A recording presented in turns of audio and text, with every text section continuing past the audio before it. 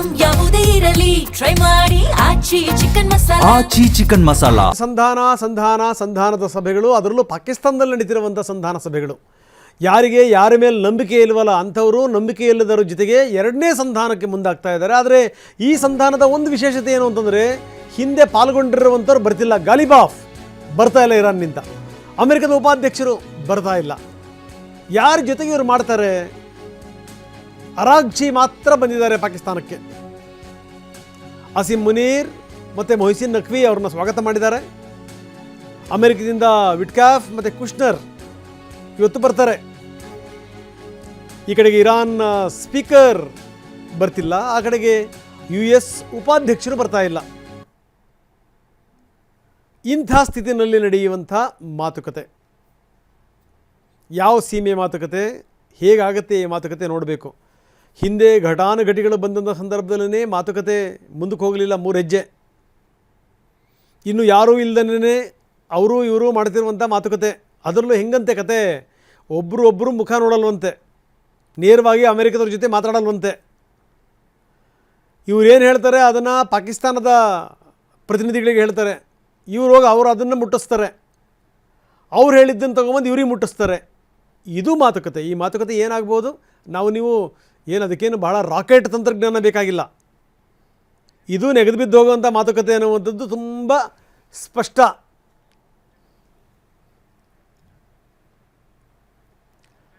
ಇನ್ನು ನೋಡಿ, ಇದಕ್ಕೆ ತಕ್ಕ ಹಾಗೆ ಇರಾನ್ ಹೇಳಿರುವಂಥ ಮಾತು, ಈ ಪಾಕಿಸ್ತಾನದಲ್ಲಿ ನಮ್ಮಿಬ್ಬರ ನಡುವೆ ಮಾತುಕತೆ ಅನ್ನುವಂಥದ್ದು ಇದೆಯಲ್ಲ, ಯಾವ ಮಾತುಕತೆಯೂ ಇಲ್ಲ, ಮಾತುಕತೆ ಇಲ್ಲ ಅಂತ ಇರಾನ್ನ ಸುದ್ದಿ ಸಂಸ್ಥೆ ತಸ್ಲೀಮ್ ವರದಿ ಮಾಡಿದೆ.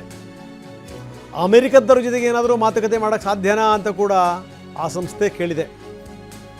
ಇದು ಅಮೆರಿಕದ ಅಧಿಕಾರಿಗಳು ಮತ್ತು ಮೀಡಿಯಾಗಳು ಸೃಷ್ಟಿ ಮಾಡಿದಂಥ ಕಥೆ ಅಂತ ಕೂಡ ಅವರು ಹೇಳಿದ್ದಾರೆ. ಅರಾಗ್ಚಿ ವಿದೇಶ ಪ್ರವಾಸಕ್ಕೆ ಈ ಟ್ರಂಪ್ ಮಾತುಕತೆಯ ಲಿಂಕನ್ನು ಮಾಡಲಾಗಿದೆ ಅಷ್ಟನ್ನೇ, ಯಾವುದೇ ಮಾತುಕತೆ ಇಲ್ಲ ಅಂತ. ಹಿಂಗಿದೆ ನೋಡಿ ಇದು. ಅದಕ್ಕೆ ನಾನು ಹೇಳಿದೆ, ಒಬ್ಬರಿಗೊಬ್ಬರು 3 ಕಾಸಿನ ನಂಬಿಕೆ ಇಲ್ಲ. ನಂಬಿಕೆ ಇಲ್ಲದಿರುವಂಥವರು ನಂಬಿಕೆ ಇಲ್ಲದವ್ರ ಜೊತೆಗೆ ಮಾತನಾಡುವಂಥ ನಂಬಿಕಸ್ಥ ಮಾತುಕತೆ ಸಾಧ್ಯನಾ? ದೇವರಣೆಗೂ ಸಾಧ್ಯ ಇಲ್ಲ ಇಂಥ ಮಾತುಕತೆಗಳು. ಇದೂ ಕೂಡ ನೆಗೆದು ಬಿದ್ದು ಹೋಗುವಂಥದ್ದು ಖಚಿತ, ಯಾವುದೇ ಡೌಟ್ ಇಲ್ಲ. ಅರಾಗ್ಚಿ ಬಂದಿದ್ದಾರೆ ನಿಜ. ಈ ಅರಾಗ್ಚಿ ಭೇಟಿನೇ ಮಾತುಕತೆ ಭೇಟಿ ಅಂತ ಅಂದ್ಕೋಬೇಡಿ ಅಂತ ಸುದ್ದಿ ಸಂಸ್ಥೆಗಳು ಹೇಳ್ತಾ ಇರುವಂಥದ್ದು.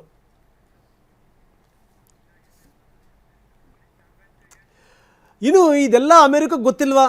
ಖಂಡಿತವಾಗಲೂ ಅಮೆರಿಕಕ್ಕೆ ಗೊತ್ತಿದೆ. ಅಮೆರಿಕ ಆಡ್ತಿರುವಂಥ ನಾಟಕವೇ ಇದು, ಅದರಲ್ಲೇನು ಡೌಟ್ ಇಲ್ಲ. ಹೀಗಾಗಿ ಏನು ಅಂತಂದರೆ, ಮಧ್ಯಪ್ರಾಚ್ಯದಲ್ಲಿ ಸೈನಿಕ ಶಕ್ತಿ ಜಾಸ್ತಿ ಆಗ್ತಾ ಇದೆ. ಇವರು ಟೈಮ್ ತಗೊಳ್ಳೋದು ಯಾಕೆ ಗೊತ್ತಾ?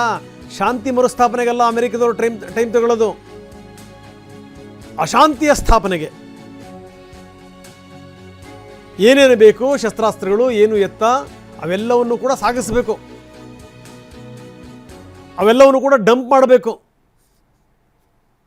ಹೀಗಾಗಿ ವಿಪರೀತ ಪ್ರಮಾಣದಲ್ಲಿ ಮಧ್ಯಪ್ರಾಚ್ಯದಲ್ಲಿ ಸೈನಿಕ ಶಕ್ತಿಯನ್ನು ಜಾಸ್ತಿ ಮಾಡಿದೆ. ಗಲ್ಫ್ ಕಡೆಗೆ ವಿಮಾನಗಳು ವಿಪರೀತವಾಗಿ ಹಾರಾಡ್ತಾ ಇವೆ.